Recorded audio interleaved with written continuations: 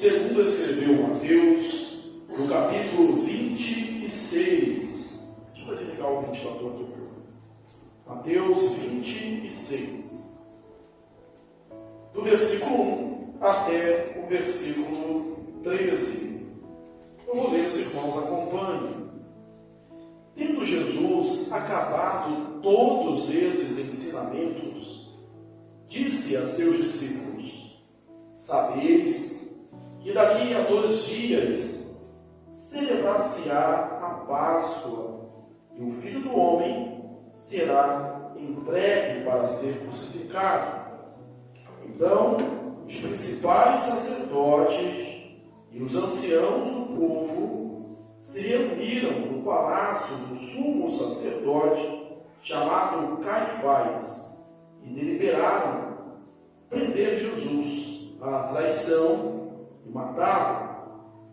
Mas diziam: não durante a festa, para que não haja tumulto entre o povo. Ora, entrando Jesus em Betânia, em casa de Simão, o leproso, aproximou-se dele uma mulher, trazendo um vaso de alabastro, cheio de precioso bálsamo, que lhe derramou sobre a cabeça, estando ele à mesa. Vendo isso, indignaram-se os discípulos e disseram: para que esse desperdício, pois este perfume podia ser vendido por muito dinheiro e dar-se aos pobres. Mas Jesus, sabendo disso, disse-lhes: por que molestais esta mulher? Ela praticou uma boa ação para comigo, porque os pobres sempre o tendes convosco, mas a mim nem sempre me tendes. Pois derramando esse perfume sobre o meu corpo, ela o fez para o meu sepultamento. Em verdade vos digo, onde for pregado em todo o mundo esse evangelho, será também contado o que ela fez para a memória sua.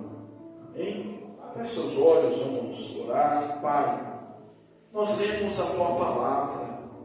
Nós sabemos que ela é viva e eficaz. Precisamos, ó Deus, da iluminação, da direção do Teu Espírito. Pai, fala conosco, quebranta-nos o coração e age na nossa vida, de maneira que todos nós aqui possamos ser transformados pela palavra e pelo Teu Espírito. Em nome santo de Jesus, nós oramos. Amém. Irmãos, estamos pregando sistematicamente o Evangelho de Mateus. Isso torna mais fácil a introdução desse texto, ou pelo menos contextualizarmos o texto que nós estamos tratando hoje. Tendo acabado Jesus de dizer essas palavras, pronunciar esses ensinos. Que ensinos eram esses? A respeito da vida de Jesus, da volta de Jesus, do estabelecimento do reino. A gente viu pelo menos 2 parábolas que ele ensinou no texto anterior, a saber, a parábola das 10 virgens, 5 prudentes e 5 nécias, e a parábola dos talentos. E depois Jesus falou da sua volta e ali a separação das ovelhas e dos cabritos, mostrando ali os salvos e os não salvos. Então está na semana da Páscoa, mais exatamente na terça-feira, e ele acabou de dizer isso, e ele fala com os seus discípulos, ele diz aos seus discípulos que estava chegando a época da Páscoa. 2 dias, na quinta-feira eles comeriam o cordeiro pascal, e na sexta-feira ele seria morto. Aqui há 2 coisas acontecendo. Há 2 coisas acontecendo. Eu quero, em primeiro lugar, falando dessa Maria, que aqui no Evangelho de Mateus a gente não sabe o seu nome, fala uma mulher, mas o texto está no Evangelho de Mateus, no capítulo 26, o texto está no Evangelho de Marcos, no capítulo 14, o texto está no Evangelho de Lucas, no capítulo 22, embora trate da história aqui do vaso de alabastro, mas de Jesus predizendo que em 2 dias ele seria entregue, e o texto está em João, no capítulo 12. Nós vamos usar todos esses textos. Então, vamos falar desse derramamento do perfume sobre Jesus por Maria de Betânia, Maria, irmã de Marta e Lázaro. E a primeira coisa que nós destacamos aqui é que ela tem percepção do que está acontecendo. Ela consegue entender, ela tem sensibilidade. A primeira palavra é percepção. 2 coisas estão acontecendo. Uma é que os escribas, as autoridades, os fariseus, os anciãos, os sacerdotes, se reuniram para tramar a morte de Jesus, se reuniram para ver como matariam. Isso não surgiu nessa reunião, eles já estavam tentando isso há muito tempo. Nessa ocasião, o que eles fizeram, o que eles estavam combinando é como fariam isso, em que ocasião seria isso. E aí, a gente destaca algumas coisas. A primeira delas é que ele diz assim, mas para que não seja durante a festa, para que não haja tumulto no meio do povo, para que não haja uma revolta. Só que há o plano do homem e há o plano de Deus. Há a artimanha humana e há o decreto soberano, eterno, imutável de Deus. Olha o que eles estão pretendendo. Pegar Jesus à traição, prendê-lo à traição, para o matarem. Não é para que houvesse um julgamento justo. Ali a sentença já estava dada. O objetivo era matar Jesus. Bem, mas eles tinham uma ressalva. Que não fosse durante a festa. A paisagem, a Páscoa, a principal festa dos judeus, a Páscoa. A população de Jerusalém praticamente quintuplicava nesse período. Inclusive, Pilatos, Herodes, eles vinham para Jerusalém, embora a sede do governo romano fosse Cesareia, mas eles vinham para Jerusalém porque, se era um momento de festa para os judeus, era um tormento, uma preocupação para os romanos, com medo de alguma revolta, de alguma rebelião, com tanta gente junto. Bem, era esse o contexto. E eles queriam, não na Páscoa, não na festa, mas eles não sabiam que, como seus discípulos, Jesus já tinha dito, olha, faltam 2 dias para a festa. E o Filho do Homem será entregue. E será crucificado, será morto. Enquanto eles diziam não na festa, Jesus já tinha dito durante a festa. E que maravilha, irmãos, que o tipo fosse agora tendo ali o seu sacrifício bem próximo do antítipo.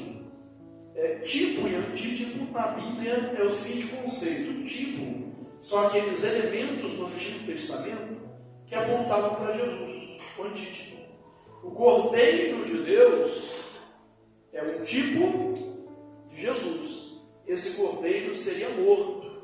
E na mesma época, na mesma festa, na mesma Páscoa, Jesus também seria entregue. Jesus seria morto.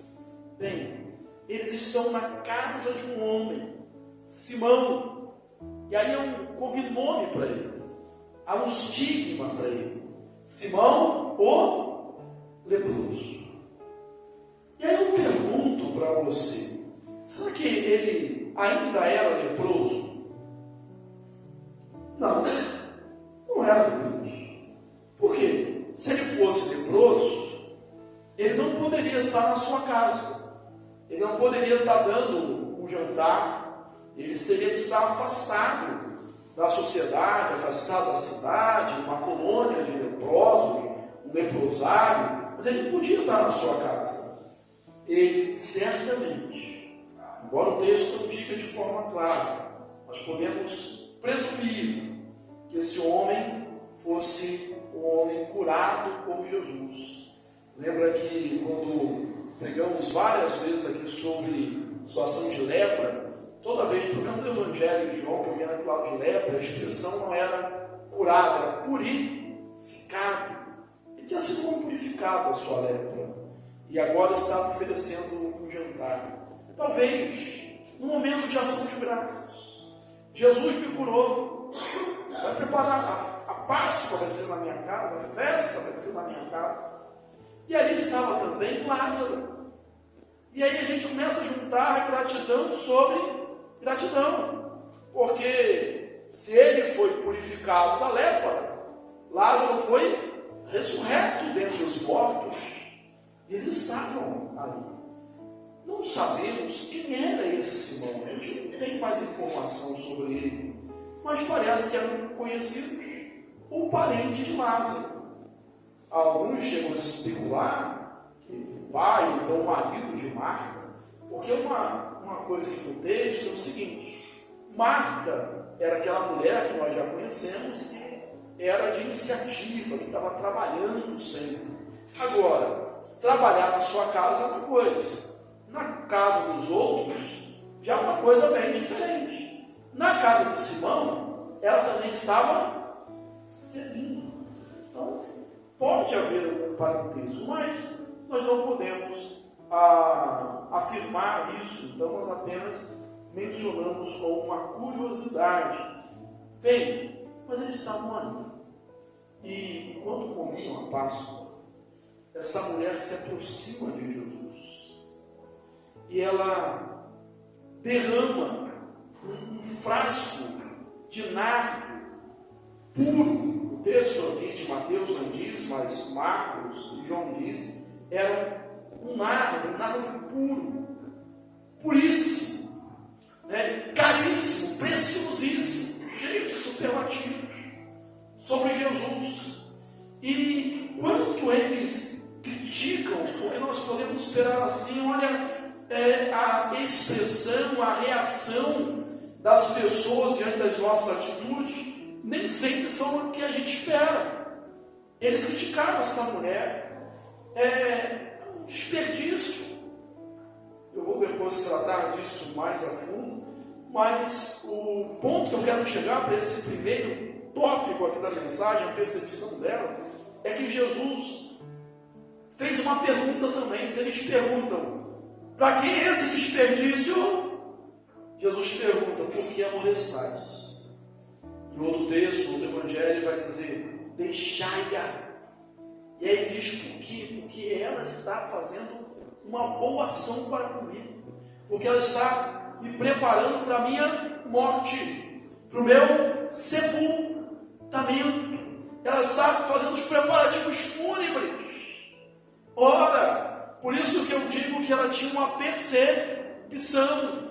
Ela conseguia fazer uma leitura das coisas que estavam ao seu redor. Ela tinha um coração sensível. Ora, Jesus já tinha falado algumas vezes sobre a sua morte. Os discípulos sabiam, né? As pessoas sabiam. Talvez não entendesse a iminência disso, a gravidade disso. Mas essa mulher, ela entendeu. Ela percebeu. Ela soube dessa realidade. E ela vem preparar Jesus para a sua morte. E Jesus entendeu. Jesus aceitou esse sacrifício. Jesus aceitou essa oferta de amor, de entrega. Porque Jesus sabe aquilo que vai nos nossos corações. Quando ninguém nos entende, Jesus nos entende. Quando ninguém nos aceita, Ele nos aceita. E isso é o mais importante para cada um de nós. Sabe de uma coisa? Só ela fez isso. E se ela perdesse essa oportunidade, ela não teria outra. A gente não pode ficar postergando as coisas.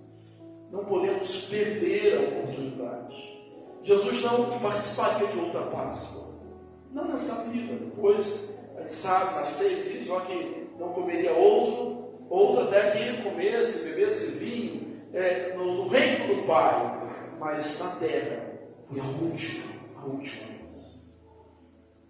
E quanto às mulheres, eu vou aqui um pouco mais à frente, Jesus morreu, foi sepultado. José de Arimateia pediu autorização para isso. As mulheres acompanharam para ver onde sepultaram Jesus. E com certeza foi algo muito rápido, não deu para fazer os preparativos. Como é bem coisa de mulher, né? Elas devem ter olhado assim e fizeram, mas não fizeram direito não. Mulher tem dessas coisas, né? Não sei se é só que eu tenho lá em casa ou se é de vocês também. Veio, mas está bem feito, vou fazer de novo. Na manhã seguinte, de madrugada, você lembra dessa história? As mulheres foram ao sepulcro para fazer o quê?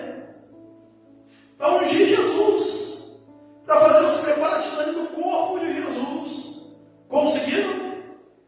Não, porque ele já tinha ressuscitado. Por que procurais aquele que vive entre os mortos? Ela foi a única que fez isso. Ela teve percepção. Ela conseguiu ler o momento que ela vivia. Ela teve sensibilidade. Mas também, esta é Maria de Betânia, a irmã de Lázaro, a irmã de Marta, que aparece pelo menos 3 vezes no Evangelho. E as 3 vezes ela está aos pés de Jesus. E quem está aos pés de Jesus tem percepção espiritual. Quem está aos pés de Jesus tem entendimento. Quem está aos pés de Jesus sabe o que deve fazer. A primeira vez que ela aparece, ela está lá na sua casa e ouvindo ali, sentada aos pés de Jesus. É aquela cena onde Marta pede Jesus para que repreenda. E Jesus não faz. Marta estás preocupada com muitas coisas. Uma só coisa é necessária. Maria escolheu a melhor parte e esta não lhe será tirada. A outra vez que ela aparece, ela também está derramando a sua alma.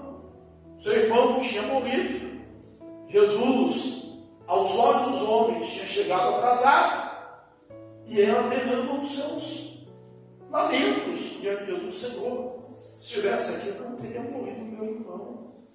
Ora, essa mulher, ela está sempre aos pés de Jesus. E agora ela está aqui, aos pés de Jesus. Lá no Evangelho de João diz que ela derrama esse perfume e seca os pés de Jesus com os seus cabelos. Uma mulher que tem percepção espiritual. Meu irmão, minha irmã, esse tempo urge que nós peçamos a Deus isso. Senhor, me dá percepção espiritual, me dá essa sensibilidade, me dá esse discernimento de perceber os tempos, as épocas. Porque às vezes as coisas estão acontecendo, nós estamos vivendo um momento importante e nós estamos completamente apáticos, sonolentos, dormindo, talvez como os discípulos estavam lá no Getsemane, não entendendo o momento que nós vivemos. Em relação à volta de Jesus, a profecia diz isso, que estariam casando, trabalhando, dando-se em casamento, vivendo as suas vidas de maneira comum. E aí o Filho do Homem viria. Senhor, dá-nos percepção. Senhor, dá que a nossa vasilha seja cheia de azeite, como daquelas virgens prudentes. Senhor, dá que nós sejamos proativos, trabalhadores, como aqueles que receberam maiores talentos, 5 e 2 talentos. Senhor, dá-nos percepção e sensibilidade espiritual. Então, percepção é a primeira palavra. Peça a Deus isso. Discernimento, sensibilidade. Em segundo lugar, a gente vê no texto preparo. Em segundo lugar, preparo. Os textos paralelos vão dizer que perfume era esse. Era nardo, e um nardo preciosíssimo. Judas, aqui nesse texto, ele não avalia, fala que ele poderia ser vendido por muito dinheiro, mas lá em João, capítulo 12, diz que até o valor que podia ser vendido, a saber, 300 denários. E diz, inclusive, o conteúdo desse vaso de alabastro era mais ou menos uma libra. Libra é uma moeda, lá do Reino Unido, da Inglaterra, da Escócia, mas antes disso uma unidade de medida, que era mais ou menos meio litro. Meio litro de nardo puríssimo. Esse nardo não era produzido, esse perfume não tinha em Israel. Ele vinha das cordilheiras do Himalaia, e era caríssimo. Era muito caro. E essa Maria de Betânia tinha meio litro desse perfume. Como que ela conseguiu isso? Talvez ela tivesse comprado grama a grama, gota a gota, investindo ali muito tempo, se preparando para esse momento. Talvez o preparo não tenha sido nem para esse momento, tinha sido para algo muito importante na vida dela. Segundo a tradição judaica, quando a menina deixava de ser menina, entrava na adolescência, ela começava a se preparar para o casamento. E ela ia comprando esse nardo, esse perfume, para o momento mais importante da vida dela.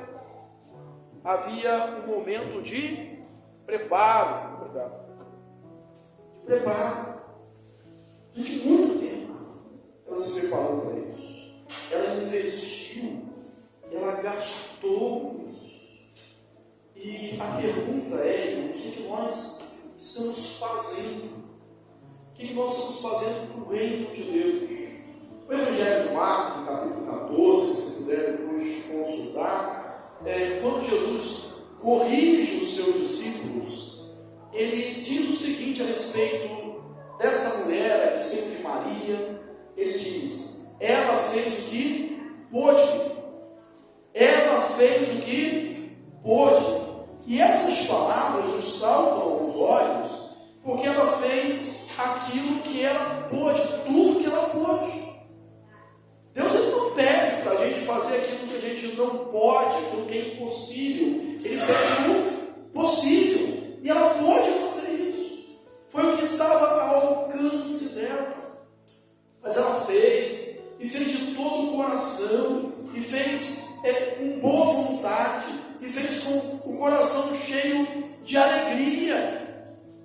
E aí a pergunta para mim e para você é: o que você faz o que você pode?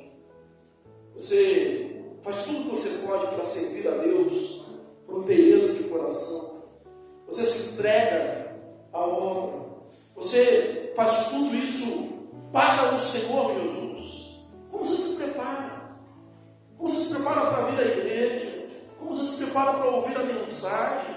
Como você se prepara para pregar o Evangelho? Para cantar? Para louvar? Como você se prepara? Que investimento você faz?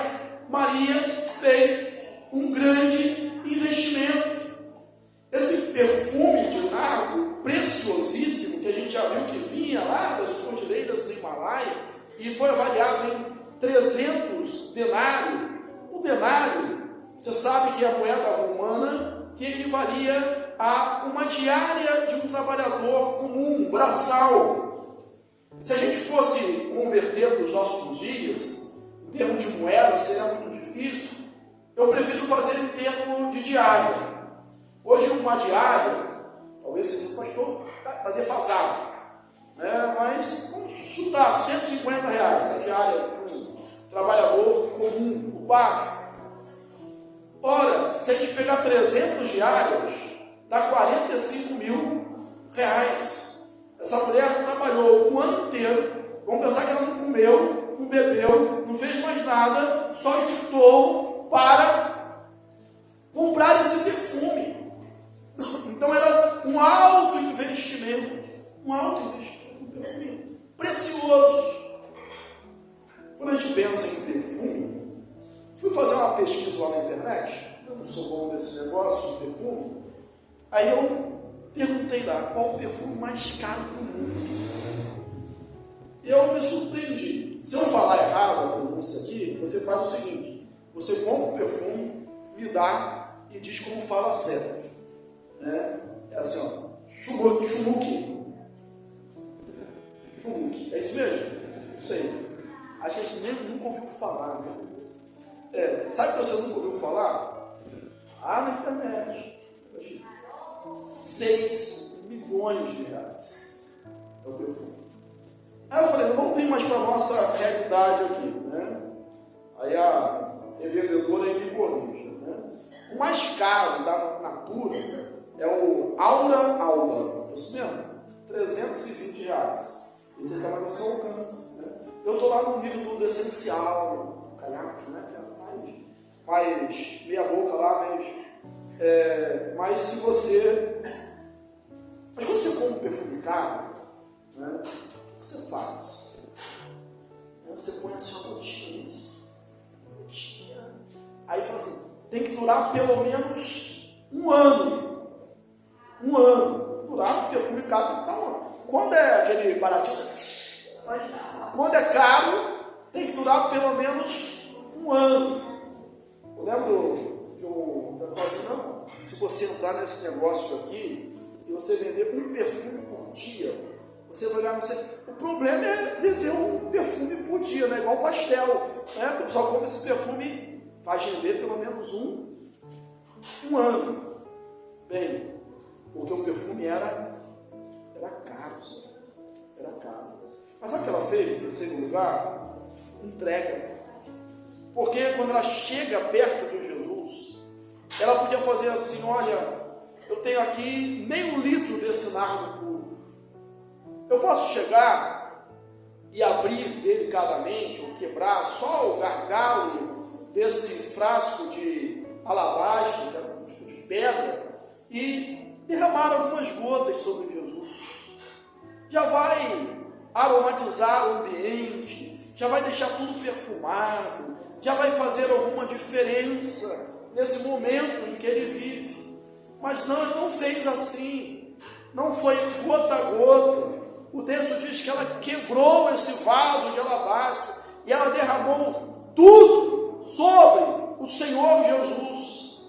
Irmãos, existe oferta, e existe aquela oferta que nos custa algo, como disse Davi, longe de mim oferecer ao meu Deus algo que não tenha me custado nada. Ela entrega, é algo de sacrifício, ela joga tudo sobre o Senhor Jesus, e o texto diz que aquela casa ficou cheia daquele perfume.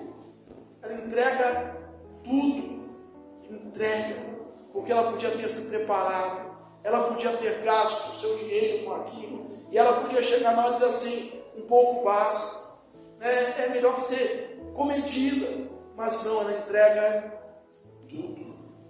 E quando a gente entrega tudo, nós olhamos só para Jesus.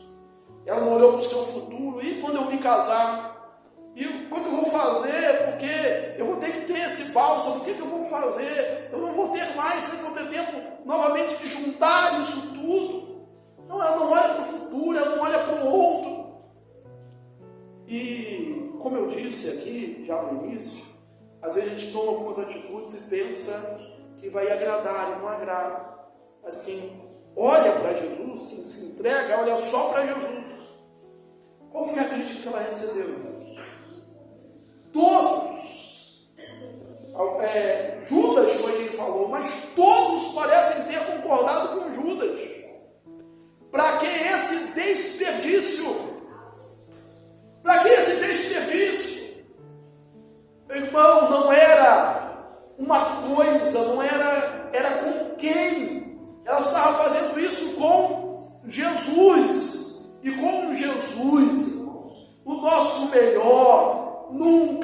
será um desperdício.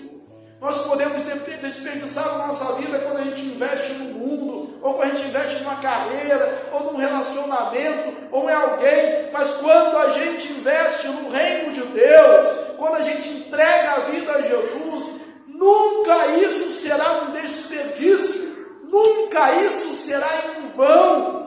Lá em 1 Coríntios 15, 58, o apóstolo Paulo, falando de ressurreição, diz: portanto, meus amados irmãos, sejam sempre firmes, inabaláveis na obra do Senhor, sabendo que no Senhor o vosso trabalho não é vão, nunca é vão no Senhor. Nenhum ato de amor por Jesus é vão, nunca será um desperdício.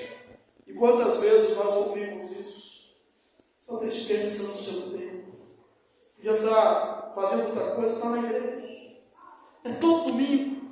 Eu já ouvi gente dizer assim, mas tem que ser todo domingo. Não pode ser só de vez em quando, todo domingo.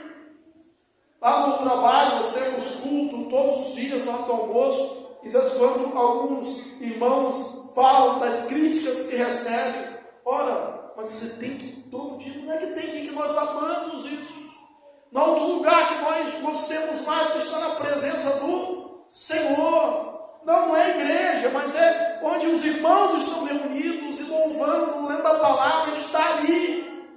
Mas você podia estar descansando ao almoço, podia estar escolhendo ali um cantinho e dormir ali esse tempo.